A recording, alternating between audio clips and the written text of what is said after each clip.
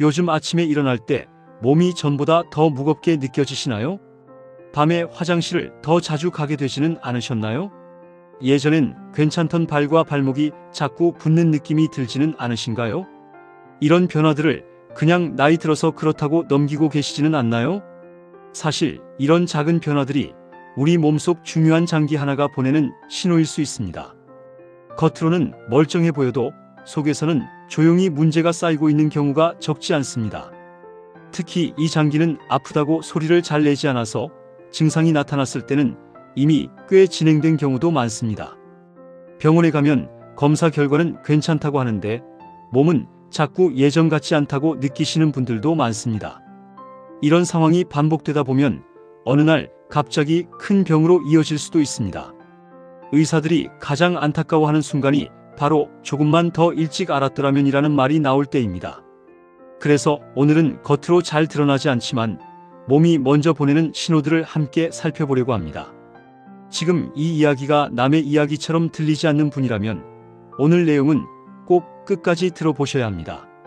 나이가 들면 몸이 여기저기 불편해지는 게 당연하다고들 합니다. 아침에 붓는 것도, 쉽게 피곤해지는 것도, 밤에 잠을 설치는 것도 다 나이 탓이라고 넘기게 됩니다. 병원에 가서 검사했더니 아직은 괜찮습니다 라는 말을 들으면 오히려 더 헷갈립니다. 괜히 유난 떠는 건 아닐까? 나만 예민한 건 아닐까? 이런 생각도 들지요. 그런데 현장에서 어르신들을 오래 지켜보다 보면 이렇게 시작된 작은 신호들이 나중에 큰 문제로 이어지는 경우를 정말 자주 봅니다. 본인이 관리를 못해서 생긴 일이라고 자책하시는 분들도 많은데 그럴 필요 전혀 없습니다. 이건 누구에게나 서서히 찾아올 수 있는 변화이고 우리가 몰라서 놓치는 경우가 더 많습니다. 여러분 잘못이 아닙니다. 몸이 보내는 신호를 미리 알지 못했을 뿐입니다. 오늘 이 이야기를 듣는 것만으로도 이미 절반은 잘하고 계신 겁니다. 예를 들어 이런 어르신이 계셨습니다. 평소에 성실하게 일도 하시고 동네 산책도 꾸준히 하시던 분이었습니다. 어느 날부터인가 아침에 얼굴이 조금 붓는 것 같고 양말 자국이 전보다 깊게 남는 느낌이 들기 시작했습니다. 밤에는 예전보다 화장실을 더 자주 가게 되니 잠도 깨지고 다음 날이면 몸이 더 피곤했습니다. 괜히 나이 들어서 붓는 거겠지 하고 넘겼고 물을 줄이면 덜 붓지 않을까 해서 일부러 물도 적게 드셨습니다.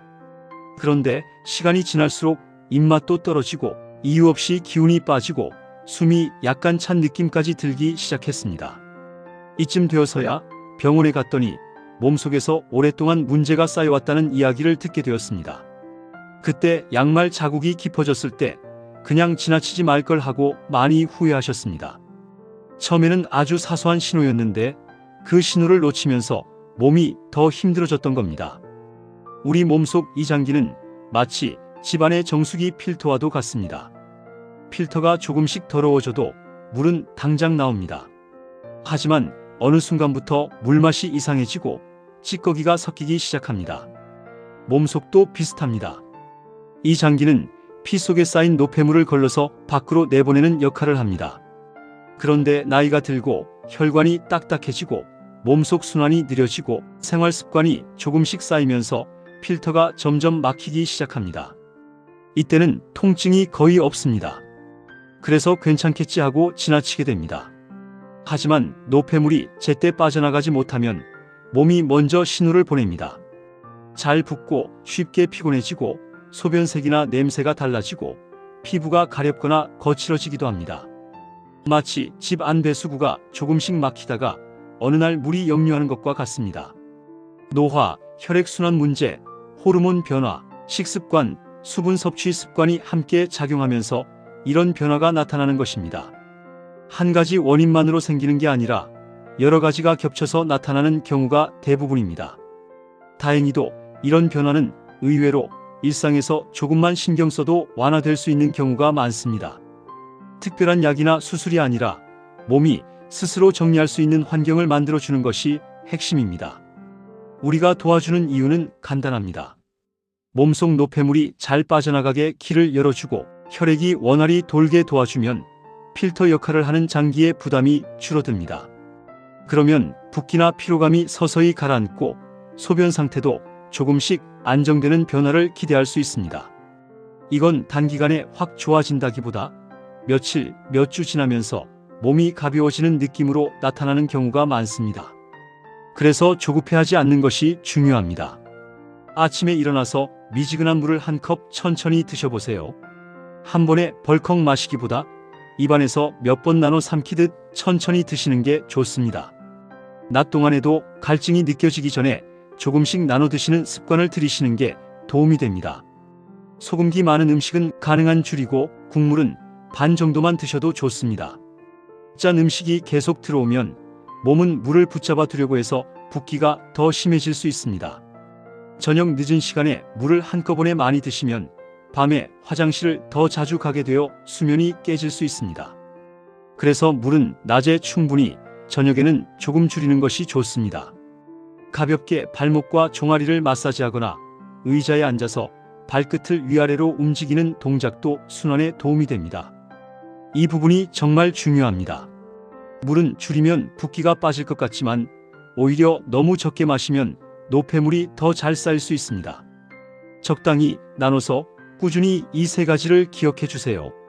이미 다른 질환이 있거나 약을 드시고 계신 분들은 특히 주의가 필요합니다. 심장 질환이 있거나 혈압약을 드시는 분, 당뇨가 있는 분들은 물 섭취나 식습관을 바꾸기 전에 반드시 담당 의사와 상담하시는 것이 안전합니다. 붓기가 갑자기 심해지거나 소변량이 눈에 띄게 줄거나 숨이 찬 증상이 동반된다면 미루지 말고 병원을 찾으셔야 합니다. 이건 집에서만 해결하려고 버틸 문제가 아닙니다. 전문의의 도움을 받는 것이 가장 빠르고 안전한 길일 수 있습니다. 아까 말씀드린 어르신도 생활 습관을 조금씩 바꾸면서 변화가 나타나기 시작했습니다. 아침마다 물을 천천히 마시는 습관을 들이고 짠 반찬을 조금 줄이고 저녁에는 가볍게 발목을 풀어주는 시간을 만들었습니다. 몇 주 지나자 아침 붓기가 전보다 덜해졌고 밤에 깨는 횟수도 줄었습니다. 무엇보다 내 몸이 다시 말을 듣는 느낌이 든다고 표현하셨습니다. 잠이 조금 더 깊어지니 낮 동안 기운도 덜 빠지고 바깥 활동을 하는 자신감도 돌아왔다고 하셨습니다. 몸이 좋아지니 마음도 함께 편안해졌다고 하시더군요. 여기에 더해 가볍게 걷는 습관을 들이시면 도움이 됩니다. 하루 10분, 15분이라도 좋습니다. 숨이 차지 않을 정도로 천천히 걷는 것이 핵심입니다. 잠들기 전에는 스마트폰을 내려놓고 방을 조금 어둡게 만들어주는 것만으로도 수면의 질이 달라질 수 있습니다. 식사는 배가 너무 부르지 않게, 저녁은 가볍게 드시는 것이 몸의 부담을 줄여줍니다. 조금만 바꿔도 달라집니다. 완벽하게 하려고 애쓰지 않으셔도 됩니다. 하나씩 바꾸는 것만으로도 몸은 분명히 반응합니다. 나이 탓으로 모든 변화를 포기하지 마세요. 몸이 보내는 작은 신호는 이제 좀 돌봐달라는 부탁일 수 있습니다. 오늘 밤부터 물 마시는 방법 하나만 바꿔도 좋습니다. 내일 아침에 발과 얼굴의 붓기를 한 번 더 유심히 바라봐 주셔도 좋습니다. 여러분의 몸은 생각보다 정직하게 반응합니다. 오늘 이 이야기가 여러분의 밤을 조금 더 편안하게 만들고 앞으로의 시간을 조금 더 가볍게 만들어 주기를 진심으로 바랍니다. 지금 이 순간부터 시작하셔도 늦지 않습니다. 여러분의 건강한 노년을 마음 깊이 응원합니다. 오늘 영상이 여러분께 조금이나마 도움이 되셨다면 구독 버튼과 좋아요, 그리고 알림 설정까지 꼭 부탁드립니다. 나중에 이 영상을 다시 보시거나 새로운 영상을 계속 쉽게 보시려면 구독해 놓으시면 편리합니다. 여러분의 따뜻한 관심이 제가 더 좋은 영상을 준비하고 여러분께 전해드리는 가장 큰 원동력이 됩니다. 지금까지 들어주셔서 감사합니다.